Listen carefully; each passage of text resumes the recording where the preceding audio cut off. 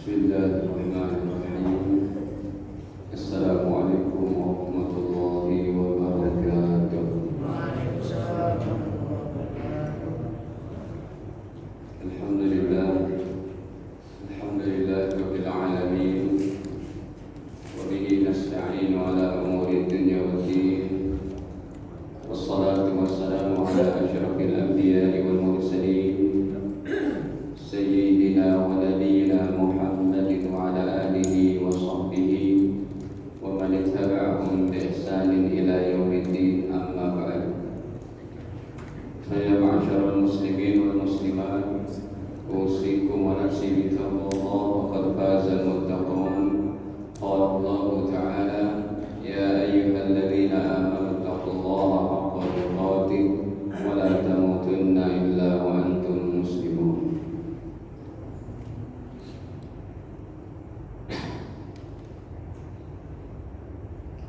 Al-Fatihah.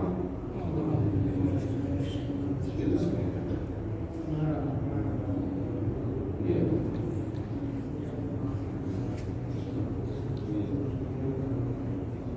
Alhamdulillah, para hadirin jamaah yang dirahmati Allah, puji syukur kepadanya atas segala limpahan nikmatnya kepada kita, terutama sekali nikmat iman, Islam, sehat, afiat.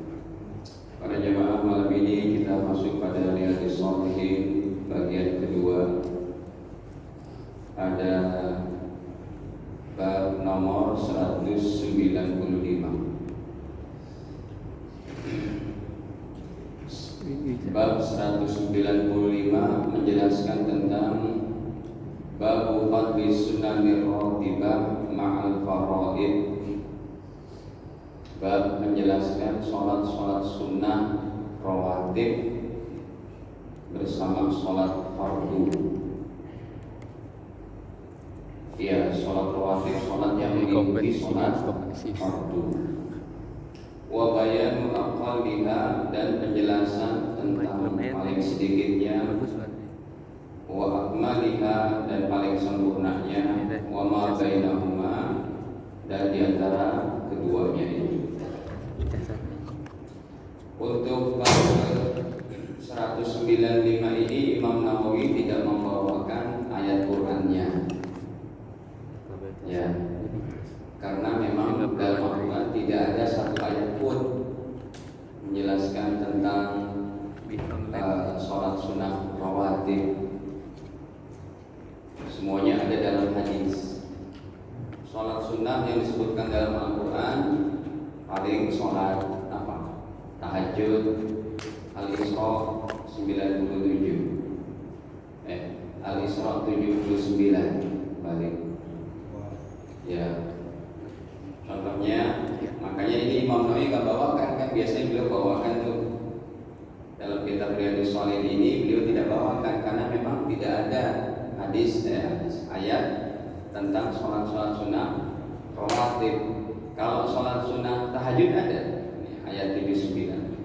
Wa minal laili fatahajjad bihi nafilatan lak asa yab'atsaka rabbuka maqaman mahmuda. Dan dari sebagian malam tahajudlah kamu nafilatan lak, sebagai ibadah sunnah. Ada apa lagi? Duha. Salat duha Nggak ada. tidak disebut. Coba baca. Wadduha, demi waktu duha. Wal laili idza saja, kalau malam udah gelap. Ya. Wadduha wal laili idza saja ma wadda'aka rabbuk wa ma qala. Tuhanmu tidak meninggalkanmu. Enggak ada perintah salat duha. Dalam hadis ada. Apalagi contohnya sholat sunnah dalam Al-Quran.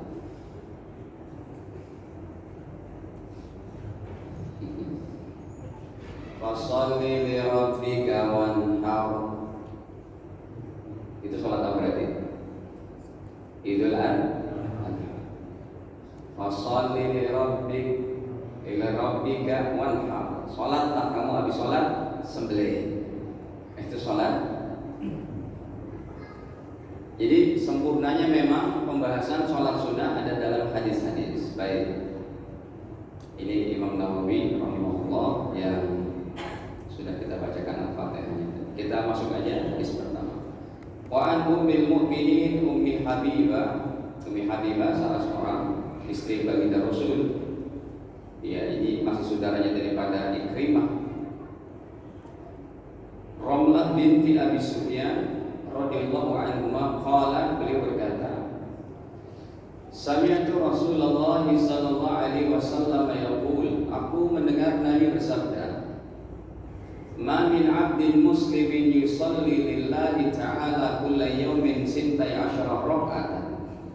Tidaklah seorang hamba muslim yang sholat sunnah karena Allah setiap harinya 12 rakaat, tatawu'an ghairal fardhati, sholatnya yang sunnah bukan sholat wajib. Kalau sholat wajib kan bukan 12, berapa? 17. Ghairal fardhah, selain sholat wajib, illa banallahu lahu baitan fil jannah, pasti Allah akan buatkan bagi dia satu rumah di surga. Hebat banget itu. Au illa bunya lahu baitun fil jannah, atau lafaz hadis yang lainnya, pasti dia akan dibuatkan satu rumah di surga. Hadis Sahih Muslim. Ini 12 rakaat ini. Ya. 12 rakaat salat qobliyah dan ba'diyah atau salat rawatib. Pahalanya hebat banget. Kalau dihitung itu apa itu? Kalau menurut hadis Aisyah atau yang lainnya itu disebutkan ada dalam riwayat Imam Tirmidzi atau yang lainnya, ya,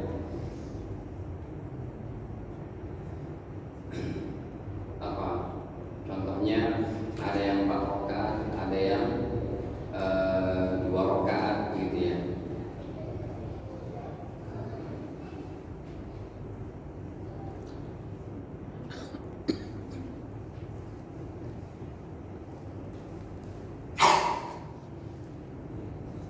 Nih, kalau tadi kan dari Ummu Habibah Ramlah binti Abi Sufyan. Kalau ini dari Aisyah, dijelaskan itu 12 rakaatnya mana. Nanti kita tambahin pakai riwayat-riwayat yang lain jadi sempurna.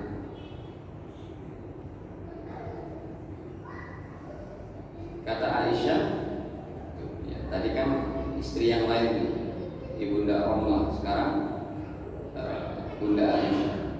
Qala, beliau berkata, Nabi bersabda, siapa yang menjaga atau istiqomah, sabarnya istiqomah, dia sholat 12 rakaat minas sunnah, dari sholat sunnah, Allah akan buatkan satu rumah di surga.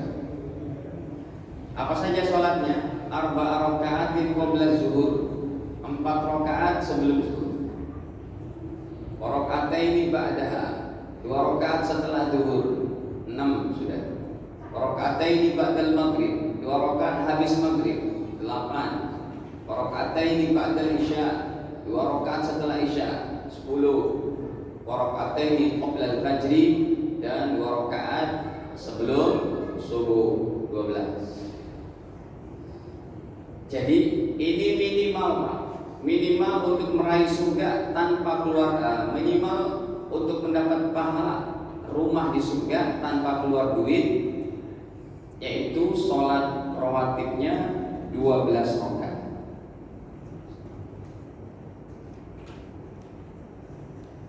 Ini minimal berarti. Ya. Kenapa tadi saya katakan dapat rumah di surga tanpa keluar duit? Karena Nabi ingin memudahkan umatnya. Karena hadis sebelumnya itu bunyinya itu bahwa siapa yang bangun masjid, ada di antara kita yang bisa bangun masjid pakai duit sendiri. Di Jakarta disediakan duit 3 miliar, bikin di Sunter masjid, belum cukup ini 3 miliar, belum jadi apa-apa, tanahnya juga. Siapa yang bangun masjid dibuatkan oleh Allah Satu rumah di surga. Ini kejadiannya begitu. Ini hadisnya juga Sahih Muslim. Nah ini kan nggak setiap orang bisa, Pak. Tidak setiap orang bisa. Makanya dipermudah, diganti. Yang ini silakan. Tapi bagi umat Islam yang nggak ada uang bisa memperbanyak, dapat istana rumah di surga dengan cara setiap hari minimal sholat sunnah qobliyah ba'diyahnya berapa rakaat? 12. Nggak pakai duit. Ya, mungkin kalau bang ini mampu kali, bang Ashraf tuh. Cincinnya aja berlian berapa miliar? Amin. Kalau amin berarti belum. Ya kan gak semua orang, makanya dipermudah. Itu penelitian hadis begitu, Pak. Kita kumpulkan ya hadis yang berupa pahalanya sama-sama Sahih Muslim. Kamu buat masjid, Allah bangunkan satu rumah. Ya, apalagi mohon maaf yang gaji UMR doang, sampai mati nggak kebeli itu rumah satu masjid dibeli apa? Dia pakai duit sendiri, boro-boro untuk keluarganya masih kurang begitu kan. Dipermudah oleh Nabi, ya udah kamu tanpa uang tuh sholat pak istiqomah 12 rakaat yang tadi dia kita sebutin. Ya, qobliyah subuh 2 rakaat, qobliyah zuhur 4, ba'diyahnya 2, ba'diyah maghrib, ba'diyah isya. Tapi ini bukan kesempurnaan. Kita baca dulu nanti kita lanjut hadis. Iya makanya. Begitu hadirin hadisnya rawahu Muslim riwayat Imam Muslim. Belum perlu dikombin lagi. Hadis yang lainnya dari Abdullah bin Umar radhiyallahu anhuma qala Nabi bersabda Shallaitu ma'a Rasulillah sallallahu alaihi wasallam. Aku pernah salat bersama Nabi sallallahu alaihi wasallam rakaataini qabla zuhur, 2 rakaat sebelum zuhur. Wa rakaataini ba'daha, 2 rakaat ba'da zuhur. Ini bahkan qobliyah zuhurnya itu 2 rakaat. Udah 4. Wa rakaataini ba'dal jum'ah dan 2 rakaat setelah Jumat. 6. Wa rakaataini ba'dal maghrib, 2 rakaat sebelum maghrib. 8. Wa rakaataini ba'dal isya dan 2 rakaat setelah 10. Di sini pakai ba'da Jumat juga. Makanya ini hadisnya belum kesempurnaan. Nanti terakhir kita sempurnain. Dari Abdullah bin Mughaffal radhiyallahu anhu, ini baca Mughaffal ya, bukan Mughaffil. Qala, beliau berkata, qala Rasulullah sallallahu alaihi wasallam, baginda bersabda, baina kulli adanaini salatun, setiap di antara adzan dan iqamat ada salat sunnah. Baina kulli adzanaini salatun, setiap di antara salat di antara adzan dan iqamat ada salat sunnah. 3 kali Nabi bersabda, baina kulli adzanaini salatun, setiap di antara adzan dan iqamat ada salat sunnah. Yang ketiga kalinya udah selesai Nabi bersabda, liman syaa, bagi yang mau. Hadis yang barusan ini kita baca untuk dalil qobliyah maghrib, qobliyah isya. Berarti kan dari yang hadis pertama belum dikumpul, belum ada tuh qobliyah maghrib penyebutannya, ya kan? Qobliyah maghrib belum ada, yang ada baru qobliyah subuh, qobliyah zuhur, ba'diyah zuhur, ba'diyah maghrib, ba'diyah isya. Qobliyah maghrib, qobliyah isya belum ada. Ini dia dijelaskan oleh Imam Nawawi. Ini dalil untuk qobliyah maghrib, qobliyah isya. Karena ada kata-kata liman syaa, maka para ulama memberikan kategori sholat rawatib yang ini adalah ghair muakkadah. Ya, oke. Enaknya saya tulisin deh Pak, biar jelas. Nih, contohnya tadi kan dua rakaat qabla. Ini kita sempurnakan. Dua qabla subuh gitu aja ya.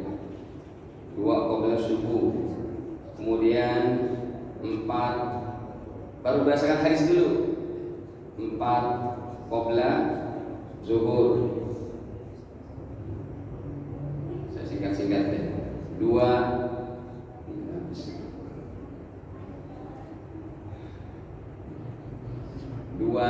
ba'da zuhur,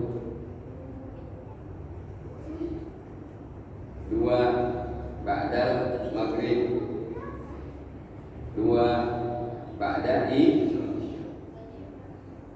Kan belum ada qobliyah maghrib sama qobliyah isya. Ini udah 12 nih memang. Ya, 2 tambah 4 6 tambah 2 8 tambah 2 10 tambah 2 12. Kita kembali dulu. Kata Nabi, setiap di antara adzan dan iqamah, salatun, ada salat sunnah. 3 kali Nabi bersabda. Setelah ketiganya beliau kata, liman syaa, bagi yang mau. Berarti kita tambahin deh. Udah lebih itu berarti jadi berapa? 16. Ya, 2 qobla maghrib, 2 qobla isya. Tuh. Ini totalnya dari pembahasan ini sudah 16 rakaat. Jadi yang 12 rakaat itu minimal. Kalau Anda sholat minimal 12 rakaat, dapat 1 rumah di surga setiap hari. Ada orang yang mencoba untuk melogikakan pemahamannya. Berarti Ustaz, kalau setiap umat Islam dari zaman Nabi Muhammad sampai hari ini, umat Islam dari jinnya zaman Nabi Muhammad, jin kan wajib ibadah juga sampai hari ini, sampai hari kiamat. Kalau umat Islam dia setiap hari sholat 2 rakaat qobliyah subuh, setiap sholat daripada 12 rakaat, maka kalau setahun aja mereka mendapat kafling 360 rumah setahun. Berarti kalau dia istiqomah 10 tahun aja, dia berhak untuk mendapat 3.600 rumah di surga. Banyak banget Ustaz. Lalu kalau dia istiqomah, katakanlah 50 tahun tidak pernah tinggal, 12 rakaat minimal itu, dia berhak mendapat rumah di surga 18.000. Banyak banget. Pertanyaannya, apa enggak habis tuh stoknya di sisi Allah? Orang sekarang kan nanya gitu Pak. Namanya pahala tuh nggak bisa diukur dengan logika, tapi bisa dijawab. Dijawabnya gimana oleh Nabi? Pakai hadis. Ini hadisnya. Kata Nabi, kalau setiap orang di dunia ini setiap manusia dan jin yang beriman sudah diberikan kekayaan oleh Allah berupa 18.000, satu orang mendapat rumah 18.000, begitu mewahnya istana di surga. Itu kata Nabi, kekurangannya adalah di sisi Allah. Coba saya tuliskan dulu hadisnya. Nih, Bismillah, nomor 6.000 atau 7.000 sekian. Kekurangannya kata Nabi seperti apa? Ma dunya fil akhirati illa mislu ma yaj'al ahadukum isba'u hadhihi fil yam. Perumpamaan dunia dan kekayaan akhirat seperti kalian celupkan jari kalian fil yam, di lautan luas. Ya, tuh. Nanti apa-apa pahala yang udah Allah berikan kepada kalian, dari pahala yang begitu banyak, triliun manusia dan jin, setiap manusia dapat 18.000 rumah istana di surga. Sudah Allah berikan semuanya itu, kekurangannya kata Allah Ta'ala baru seperti ini. Sisanya kekayaan Allah masih apa? Selautan luas. Makanya badan kita nanti di surga itu nggak kayak begini Bang Asro. Antum nanti nih gedenya 30 meter lebih. Kalau orang kafir lebih menyeramkan, giginya aja segede gunung Uhud. Biar dia masuk nerakanya, blus, merasakan banget. Hadis Sahih Muslim, satu gigi orang kafir di neraka seperti gunung Uhud. Kalau kita dalam hadis yang lain, ahli surga adalah tingginya seperti Nabi Adam, 60 hasta, ya 30 meter. Para jamaah dirahmati Allah, ya. Jadi ada hadis yang lain juga, Sahih Muslim juga, sama tadi penjelasannya. Kalau Allah sudah bagi kekayaan kepada seluruh manusia dan jin yang taat kepada Allah, yang kekurangan hasanah, stok kekayaan isi Allah baru setetes air.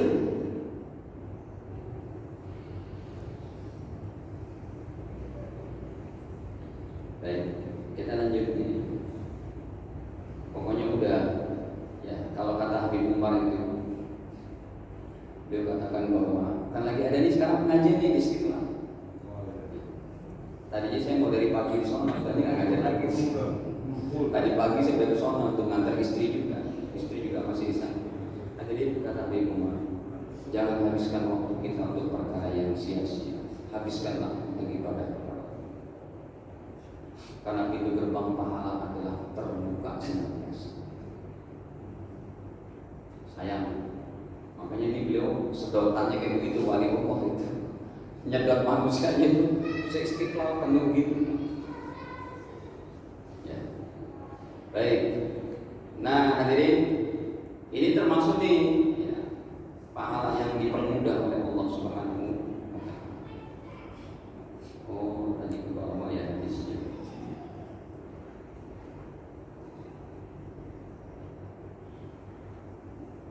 Baik, mana dia solid hilang? Jadi ke bawah. Astagfirullah. Ini, ya. Hadirin, tuh kata Imam Nawawi, al-muradu bil adzanain, yang dimaksud dengan dua adzan yaitu adzan dan iqamah. Antara adzan dan iqamah mesti ada sholat sunnah. Imam Nawawi nggak nyebutkan hadis yang lain tuh. Udah habis babnya tuh. Sekarang masuk nomor 196. Nanti yang lain ada kasih. Oh, banyak banget ya.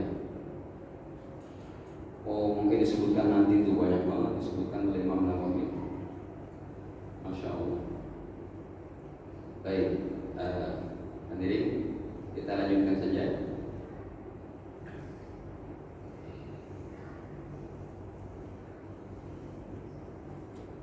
Kita masuk pada apa itu? Jadi ini terbantahkan ya Pak, orang yang bilang tidak ada sholat qobliyah maghrib dan qobliyah isya. Terbantahkan, hadisnya sahih. Riwayat Imam Bukhari Muslim itu muttafaqun alaih. Ada kan satu masjid komat-komat nggak ada qobliyah. Ini baru satu hadis dibawakan oleh Imam Nawawi. Ada yang lain. Yang lain itu kalau ini kan lafadznya nggak spesifik Pak. Antara adzan yang qomat, ada sholat sunnah. Ya. Kalau qobliyah maghrib spesifik disabdakan oleh Nabi. Sholatlah qobliyah maghrib. Ini kita tampilkan. Tapi Imam Nawawi tidak menyebutkan, ya, makanya kita tampilkan di sini. Riwayatnya daripada Imam Abu Dawud. Kata-katanya dari Nabi itu, "Shallu qoblal maghrib." Salatlah qobliyah maghrib. Secara khusus Nabi sabdakan itu. Derajatnya pun sahih hadisnya. Kata baginda, "Shallu qoblal maghrib." Salatlah kalian qobliyah maghrib. Shallu qoblal maghrib, diulang lagi, salatlah oleh kalian qobliyah maghrib rakaataini, 2 rakaat. Terakhir Nabi katakan, "Liman syaa," bagi yang mau, dikhawatirkan khasyata ayyatakhidhan sunnah, dikhawatirkan jadi memahami sunnah yang dikuatkan, padahal sunnah biasa. Tapi tetap sunnah, tetap baik ketimbang ngobrol, ketimbang yang lainnya. Dan di antara adzan dan iqamah, kalau emang tidak mau sholat qobliyah, paling tidak dia mengamalkan amalan yang lain. Mungkin zikirnya yang masih kurang, sholawatnya, ataupun berdoa, kan ada. Doa tidak ditolak antara adzan dan iqamah. Jadi manfaatkan waktu sebaik-baiknya. Nah, hadirin, kita lanjut. Kita masuk bab 196, bab ta'khiri rakaatai sunnati subhi. Bab menjelaskan begitu pentingnya 2 rakaat qobliyah subuh. Wah, ini yang pahalanya lebih hebat lagi. Baik, kita lihat. Udah terkenal sih, Cuma bab kita emang masuknya pada 196 ini. An Aisyah, tak dari Bunda Aisyah radhiyallahu anha, beliau berkata bahwa anna Nabi sallallahu alaihi wasallam, sesungguhnya Nabi la yada arba'an qabla zuhur, tidak pernah beliau meninggal 4 rakaat sebelum zuhur. Nabi tidak pernah tinggalkan 4 rakaat sebelum zuhur. Ini kalau sampai ke sini aja kalimatnya itu udah banyak tuh penjelasan dari hadis yang lain. Pertama, qobliyah zuhur 4 rakaat, ini 1 salam apa 2 salam? Jawabannya berapa? 2 salam. Lebih afdol. Kalau mau 1 salam boleh, tapi ada syaratnya. Yang pertama, tidak pakai tahiyat awal. Yang kedua, pada rakaat ketiga dan 4 tidak baca surat. Makanya dikatakan lebih afdol 2 rakaat salam, 2 rakaat salam. Karena kalau 2 rakaat salam tetap sunnah pakai surat. Disebut afdol begitu. Yang ketiga, ya, kalau sholatnya 4 rakaat langsung, 4 rakaat langsung begitu 1 salam, tapi pakai tahiyat, itu sama juga menyamai dengan sholat wajib. Makanya dihilangkan tuh tahiyat awalnya kalau mau 4 rakaat langsung. Contohnya Anda mau ekspres nih, ya jam udah 3 menit lagi komat, mau sholat 4 rakaat nih yang pahalanya besar, ya udah, ya, nggak usah baca surat aja, langsung aja, nggak usah pakai tahiyat, langsung biar 3 menit itu cukup 4 rakaat. Apa masalah yang lain? Dari tadi disebutkan oleh Imam Nawawi cuma qobliyah zuhur 4 rakaat, padahal ba'diyahnya juga 4 rakaat itu ada. Kalau bisa jangan tinggalin tuh, Pak. Nah, ini pentingnya mengkaji hadis dikaitkan dengan hadis-hadis yang lain. Ini kan dari tadi qobliyah zuhur 4, ba'diyah zuhurnya enggak disebut, cuma 2 saja Imam Nawawi. Ternyata apa? Ba'diyah zuhur pun sunnahnya 4 rakaat dan pahalanya sangat hebat. Coba kita inikan dulu hadisnya nih. Riwayat Imam Tirmidzi nomornya 430, tapi syaratnya istiqomah, dia jaga. Nih, bagus banget nih hadirin. Baginda bersabda, man hafadha, siapa orangnya yang bisa menjaga, hafadha yuhafidhu, hafiz Quran itu dari situ diambilnya. Ya, man hafadha, siapa orangnya yang menjaga ala arba'i raka'atin qabla zuhur, dia menjaga 4 rakaat sebelum zuhur, wa arba'in ba'daha, dan 4 rakaat setelah zuhur, haramallahu 'alan nar, Allah haramkan dirinya dia masuk ke dalam api neraka. Berarti dengan 4 rakaat qobliyah zuhur dan 4 rakaat ba'diyahnya, dosa seseorang diampuni. Syaratnya istiqomah, hafadhah, dijaga. Baik, kita lanjutkan dulu hadisnya. Kata kata Aisyah, Nabi tidak pernah tinggal 4 rakaat sebelum zuhur, wa raka'ataini qabla al-ghadati, dan 2 rakaat sebelum subuh. Nah, memang dari seluruh sunnah rawatib ini yang paling afdolnya 2 rakaat sebelum subuh. Coba nanti kita lihat disebutkan nggak sama Imam Nawawi. Kalau nggak disebutkan baru kita tampilkan. Beliau berkata, lam yakunin Nabi SAW ala syai'in minan nawafil. Nabi tidak pernah berpegang teguh, asyaddu ta'ahudan, berpegang banget itu menjaga daripada sholat-sholat sunnah rawatib, ya, ala rakaatil fajri, kecuali 2 rakaat qobliyah subuh yang betul-betul beliau jaga, enggak pernah ditinggal. Kalau sholat qobliyah ba'diyah maghrib, ba'diyah isya, ataupun qobliyah zuhur, ba'diyah zuhur, itu lagi musafir Rasul kadang tinggal. Tapi kalau qobliyah subuh sekalipun musafir, beliau tidak tinggal. Berarti di sini ulama sepakat qobliyah subuh itu paling afdal. Nanti kita lihat ada nggak pahalanya. Ini dia sudah ada. Memang ini yang terkenal ya kan? Kata Nabi, rakaatal fajri qobliyah subuh sunnah fajar, disebutnya sunnah fajar itu. Ada orang salah paham memahami hadis ini 2 rakaat fajar itu berarti sebelum azan. Kalau Bapak Ibu sholatkan 2 rakaat fajar sebelum azan, itu namanya masih sholat tahajud. Jadi dibahasakan oleh ulama ahli fikih rakaat al-fajri 2 rakaat qobliyah subuh khairun minad dunya wa ma fiha.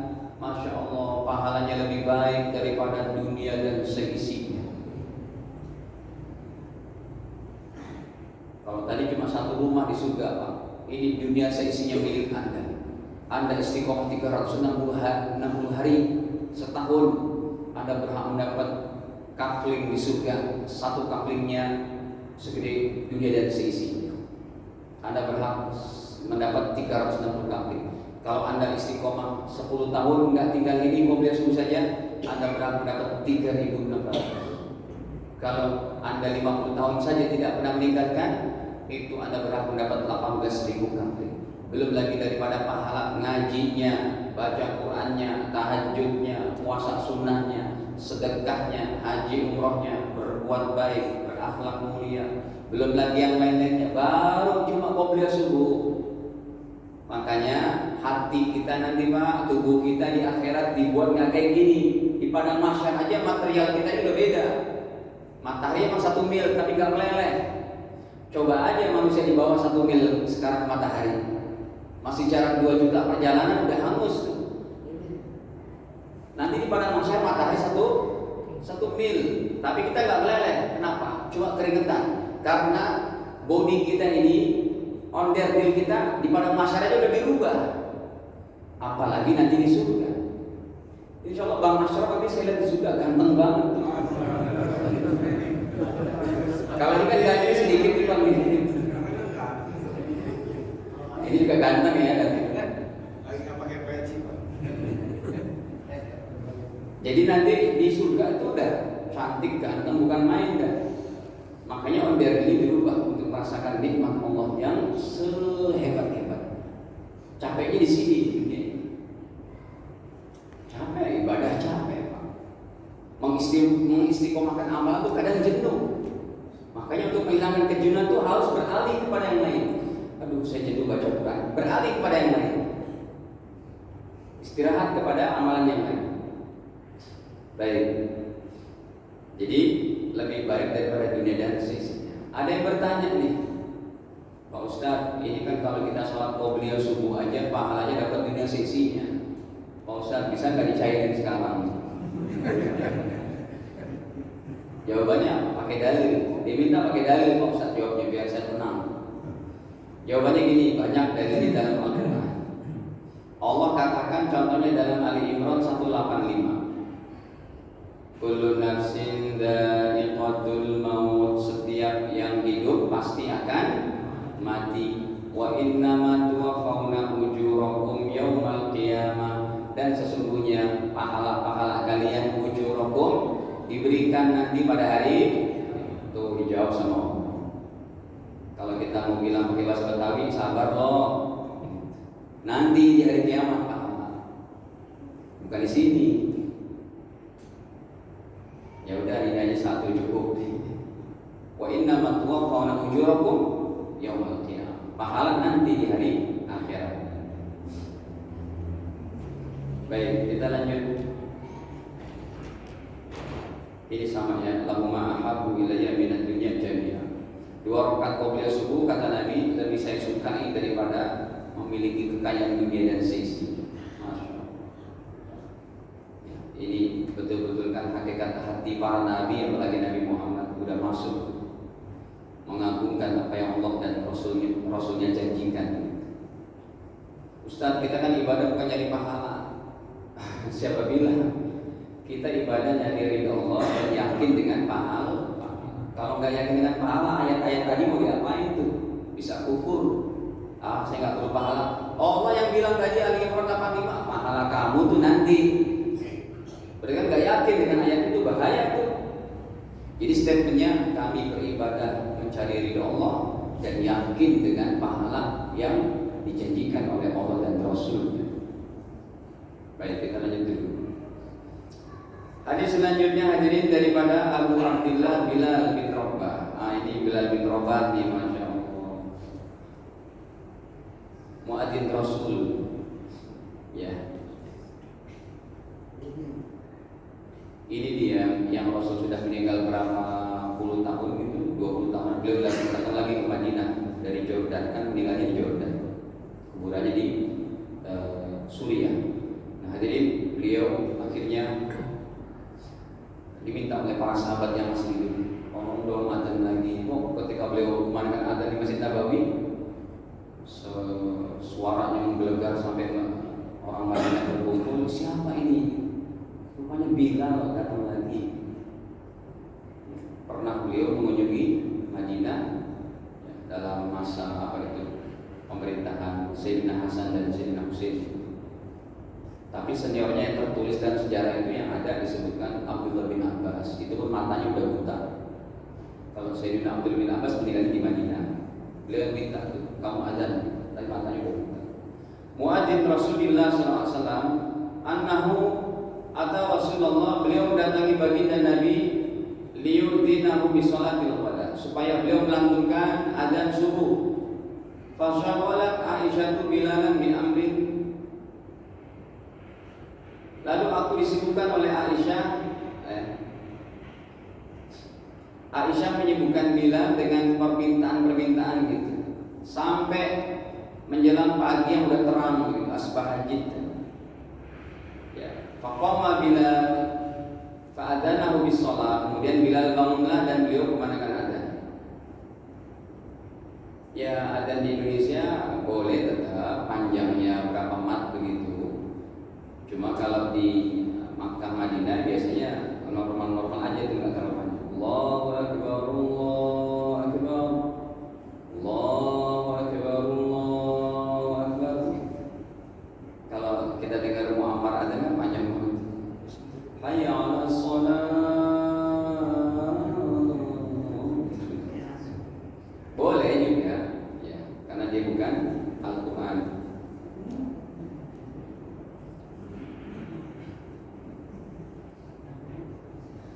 Wataba'a adzanahu, dan beliau mengikuti panggilan adzannya itu. Falam yafrut Rasulullah SAW, tapi Rasul belum keluar tuh dari kamarnya untuk ngimami. Falamma kharaja shalla binnas, kemudian tatkala Rasul keluar shalla binnas, beliau mulai mengimami. Fa akhbarahu anna Aisyah syaghalatu bi amrin. Bilal minta maaf, beliau kabarkan, ya Rasulullah, maaf tadi Aisyah minta begini-begini, ada keperluan, makanya saya terlambat adzan. Hatta asbaha jiddan. Boleh rupanya itu bilang pagi udah siang banget, asbaha jiddan. Ya. Sampai subuh banget begitu. Wa annahu abta'a alaihi bil khuruj. Ya, dari situlah Rasul agak terlambat juga keluarnya. Faqala yani Nabi, maka Nabi bersabda, inni kuntu raka'tu raka'atil fajr. Wahai Bilal, ya, saya juga agak lambat keluarnya karena saya lagi sholat 2 rakaat qobliyah fajar. Faqala, Bilal berkata, ya Rasulullah, innaka asbahta jiddan. Ya Rasul, Tuhan juga begitu ternyata. Agak pagi banget tuh, udah mau terang begitu. Faqala, beliau menjawab, lau asbahtu aksar mimma asbahtu la raka'tuhuma wa ahsantuhuma wa ajmaltuhuma. Kata Nabi, kalau saya memang bisa tetap ya berenak-enak dalam sholat qobliyah subuh 2 rakaat, saya tetap akan melamakan qobliyah subuh 2 rakaat. Saya akan baguskan dan saya akan perindah gitu. Jadi kebetulan banget Bilalnya juga lambat karena ada keperluan dari Aisyah. Kemudian Rasul pun sholatnya begitu lama. Tapi nanti disebutin bahwa sholatnya Nabi ini adalah dalam riwayat yang lain bacaannya sih tetap kulu sama kuliah sama kulu. Ada juga ulama katakan ada yang alam nasyr sama alam tawar dalam qobliyah subuhnya. Baik. Nah, ini dijelaskan di sini. Bab 197, bab takhfif rakaatil fajr, bab meringankan 2 rakaat qobliyah subuh. Wa bayanu ma ma yaqra atau yuqra fihima wa bayani waqtiha, menjelaskan tentang apa yang dibaca dan waktunya. Ini kita baca nanti pada kesempatan akhir nanti. Ada yang tanyakan dulu, silakan. Berkaitan sama sholat rawatib sangat menarik Ustaz.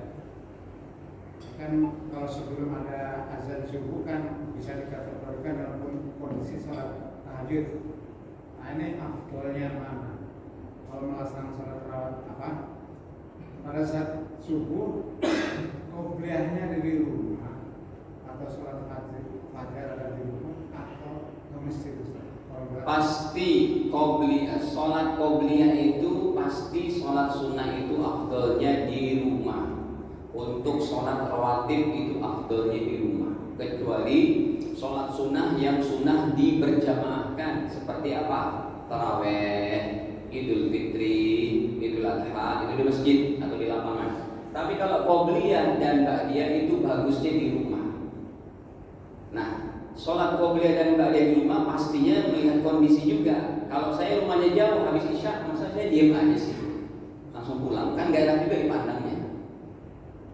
Tetaplah ba'diyah isya di sini biar rampung semua. Tapi kalau bapak-bapak yang rumahnya dekat, bagusnya itu 2 rakaatnya, 4 rakaatnya di rumah. Ya, hadisnya riwayat Imam Bukhari. Nabi bersabda, "Seafdol-afdolnya sholat kalian di rumah kecuali sholat wajib." Nah, kalau yang punya dekat nih udah adzan subuh 10 menit, sholat qobliyah baru kesini tinggal tahiyat masjid saja. Gitu ya. Jadi sudah adzan nggak apa-apa. Lanjut sedikit. Ya Pak. Assalamualaikum warahmatullahi wabarakatuh. Waalaikumsalam. Jadi masalah ini sholat sunat tadi lumayan. Surga itu nggak mudah kan? Ini kalau di surah di Al-Quran 219 di sana dikatakan, apakah kamu menduga kamu akan masuk surga sebelum dengan diuji dengan kesusahan, ketakutan dan sebagainya. Itu kelihatannya agak susah masuk surga. Tapi kalau ini kan agak gampang. Itu bagaimana? Iya, memang. Yang kedua, itu saya sering ini ya, kalau di masjid-masjid itu, kalau misalnya di azan itu dengan komat itu kan ada kosongan, sering diisi dengan lagu-lagu qasidah. Itu ya, itu bagaimana? Apa? Isi selawatan Qasidah. atau sholat dan koma selawatan. Ya, itu bagaimana? Yang pertama, hadis tentang kadang kita baca dalam ini masuk surga susah, yang ini kok mudah. Ini untuk menunjukkan dari kebenaran hadis yang lain. Kata Nabi, al-mar'u bainal al-mu'min bainal khawfi war raja. Orang beriman itu di antara rasa takut dan harapan. Jadi takut dan harapannya itu, takut kalau dia membaca hadis yang kayaknya masuk surga itu susah. Harapannya kayak begini, kayaknya masuk surga itu mudah. Jadi jangan kurang antara rasa takut dan harapan kepada Allah. Tetap itu ada dua-duanya. Begitu tujuan daripada ayat-ayat atau hadis yang kita baca. Kadang menyeramkan masuk surga susah, kadang kok ini gampang, supaya kita tetap ada dalam harapan dan ketakutan. Yang kedua, sholawatan. Antara adzan dan iqamah sholawat gitu. Mengisi waktu luang. Iya, puji-pujian. Yang baiknya adalah melantunkan sholawatan itu ketika tidak ada orang yang sholat sunnah. Kalau ada yang sholat sunnah, khawatirnya terganggu. Allah a'lam bishawab. Ini saja. Subhanallah.